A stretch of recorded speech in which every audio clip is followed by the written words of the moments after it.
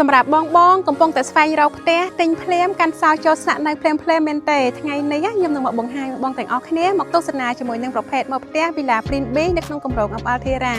ដែលទិញភ្លាមកាន់សោចូលស្នាក់នៅបានភ្លាមតែម្ដងតែឥឡូវកុំឲ្យខាតពេលវេលាយូរសូមអញ្ជើញចូលទស្សនាផ្នែកខាងក្នុងផ្ទះជាមួយនឹងខ្ញុំទាំងអស់គ្នា